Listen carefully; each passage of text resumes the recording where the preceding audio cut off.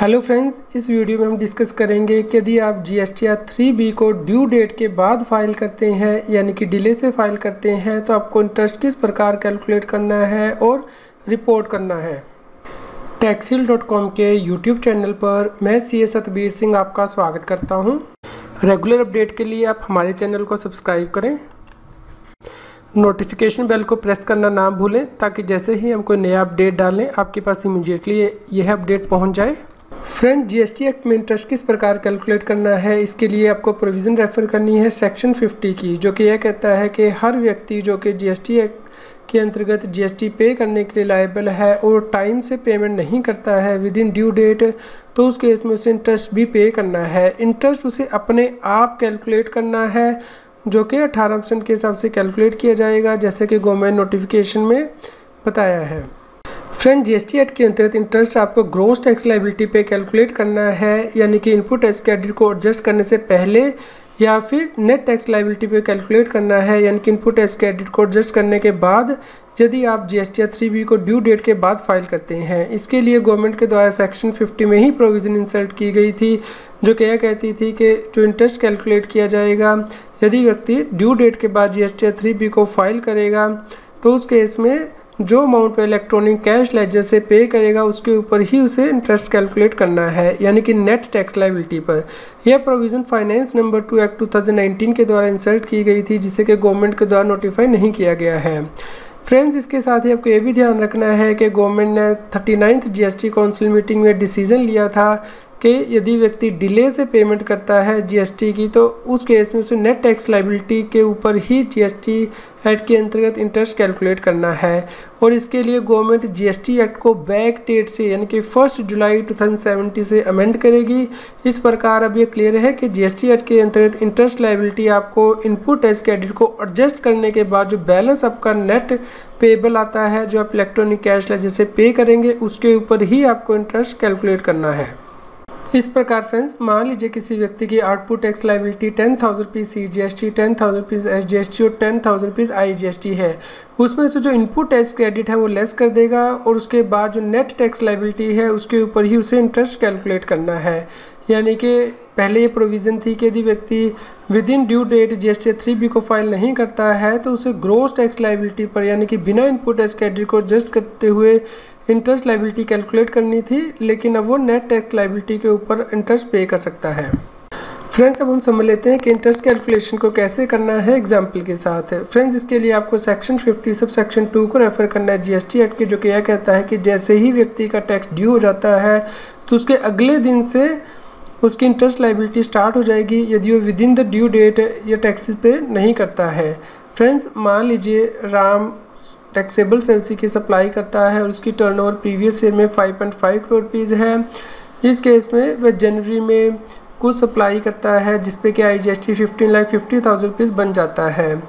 इस केस में वो उसे अपनी सेल्फ सेट टैक्स लायबिलिटी पे करनी थी 20 फरवरी तक, लेकिन वो पे करता है 26 मार्च को, तो उस केस में इंटरेस्ट की कैलकुलेशन किस प्रकार होगी। फ्रेंड्स, इस केस में जनवरी के लिए जीएसटी 3B व्यक्ति को फाइल करनी थी क्योंकि टर्नओवर 5 करोड़ रुपये से ज़्यादा है 20 फरवरी तक।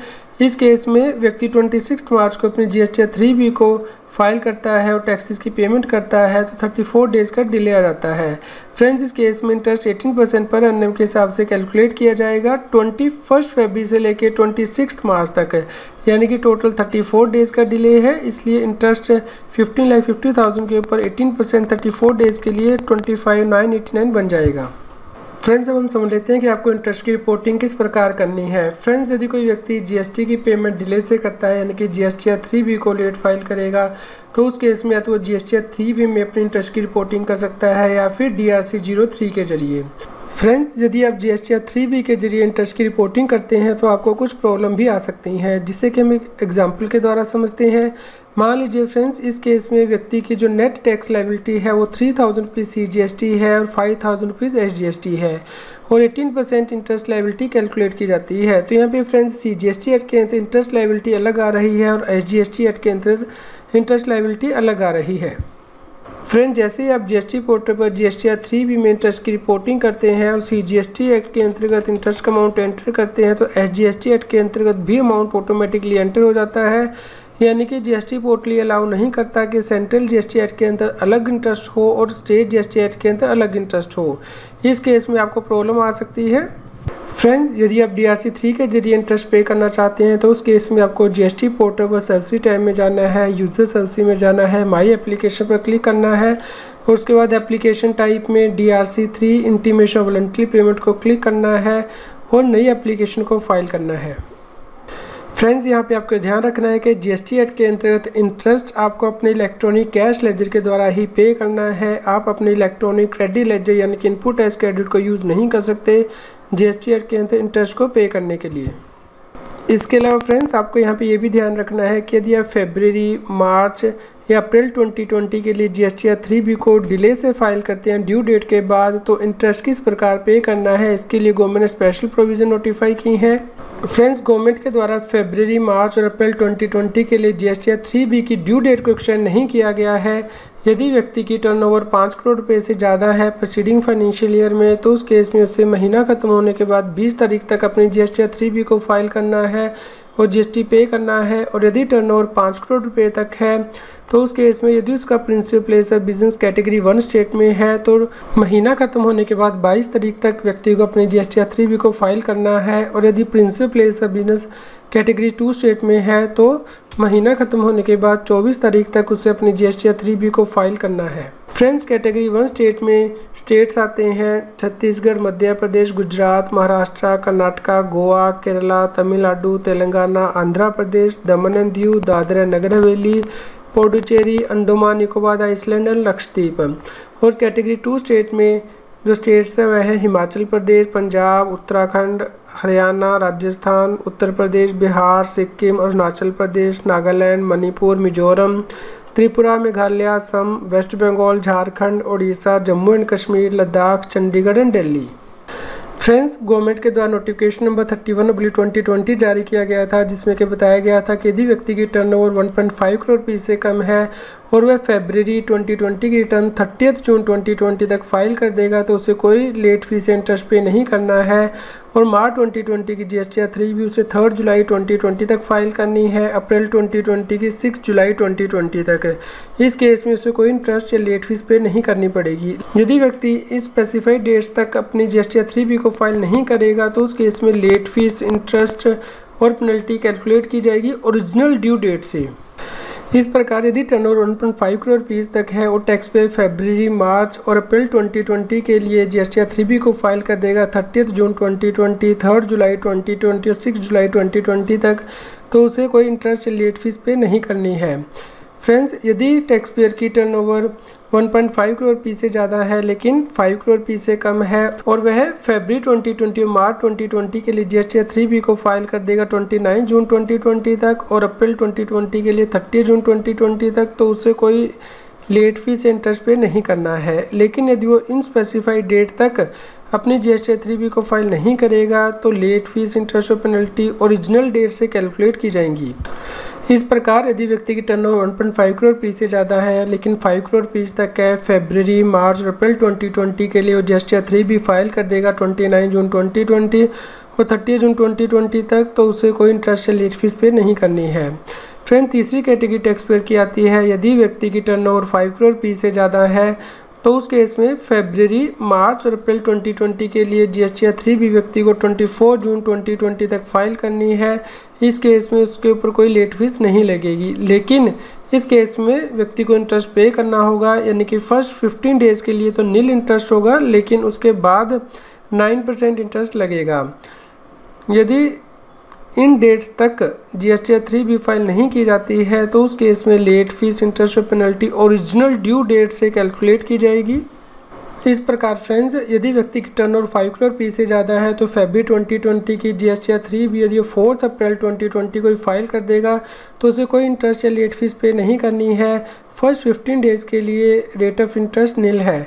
यदि वो 5 अप्रैल 2020 से 24 जून 2020 के बीच में फाइल करेगा तो उसे सिर्फ 9% पर एनम के हिसाब से इंटरेस्ट पे करना है, लेट फीस नहीं लगेगी। लेकिन वो 25 जून 2020 के बाद GSTR 3B को फाइल करेगा तो उसे 18% पर एनम से इंटरेस्ट पे करना होगा और late fees 20 rupees per day nil filer के लिए है, ₹50 पर डे टैक्सेबल रिटर्न के लिए है। इसी प्रकार फ्रेंड्स मार्च 2020 और अप्रैल 2020 के लिए इंटरेस्ट और लेट फीस कैलकुलेट की जाएगी। इस प्रकार फ्रेंड्स मान लीजिए व्यक्ति की टर्नओवर 5 करोड़ रुपये से ज़्यादा है और वो GSTR 3B को डिले से फाइल करता है, यानी कि 20 अप्रैल 2020 को उसे GSTR 3B फाइल करनी थी मार्च 2020 के लिए, लेकिन वो फाइल करता है 2 मई 2020, तो यहाँ पे 11 डेज़ का डिले है। यहाँ पे लोअर रेट ऑफ इंटरेस्ट का उसे बेनिफिट मिलेगा और नील इंटरेस्ट लगेगा। लेकिन यदि वो 20 मई 2020 को फाइल करता है तो यहाँ पे टोटल डिले 30 डेज़ का है, लोअर इंटरेस्ट रेट एप्लीकेबल होगा। फर्स्ट 15 डेज़ के लिए नील इंटरेस्ट है और उसके बाद के डेज़ के लिए 9% है। यदि वो 24 जून 2020 को फाइल करता है तो टोटल डिले 65 डेज़ का है। यहाँ पे भी लोअर इंटरेस्ट का बेनिफिट उसे एप्लीकेबल होगा। फर्स्ट 15 डेज़ के लिए नील इंटरेस्ट है और उसके बाद के दिनों के लिए 9% पर एनम। और यदि वो 30 जून 2020 को फाइल करेगा तो 71 डेज़ का डिले है। इस केस में लोअर इंटरेस्ट का उसे बेनिफिट नहीं मिलेगा और पूरी डिले के लिए यानी कि 71 डेज़ के लिए उसे 18% पर एनम के हिसाब से इंटरेस्ट पे करना है। फ्रेंड्स, आपके यदि कोई क्वेरी है तो आप हम ईमेल कर सकते हैं taxil@gmail.com पर। आपके न्यूज़ कैसी लगी कृपया लाइक कीजिए और कमेंट करके हमें बताइए। अधिक से अधिक लोगों तक शेयर कीजिए ताकि सभी लोगों तक ये जानकारी पहुंच पाए और वो GST एक्ट के अंतर्गत कंप्लायंस कर पाए। फ्रेंड्स, अब आप मेरे चैनल CS सतबीर सिंह की मेंबरशिप को ज्वाइन कर सकते हैं, जिससे कि जो एक्सक्लूसिव वीडियोज़ हैं सिर्फ मेंबर्स के लिए, income tax, GST, finance, it extra पर उन्हें रेफ़र कर सकते हैं। फ्रेंड्स, जिन लोगों ने CS सतबीर सिंह चैनल की मेंबरशिप ली है उनके लिए मेंबर्स ओनली वीडियो का लिंक इस न्यूज़ की वीडियो डिस्क्रिप्शन में भी दिया गया है और सेपरेट से प्लेलिस्ट भी दी गई है, आप वहां जाके ये वीडियो देख सकते हैं।